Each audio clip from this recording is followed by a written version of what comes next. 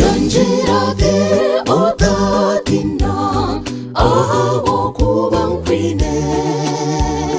otahaza umutima ndiruhanga wawe ati nindeba tinchini banja ruhanga shashurire ebirebe maziro murako erizuba yanshitya Zayoni titwini banjaryona Zayoni nitukunda mukama twenda twehangane tumushabe imbabazi bamba dusinguze natangaza Yesu natangaza izina rye reba niritangaza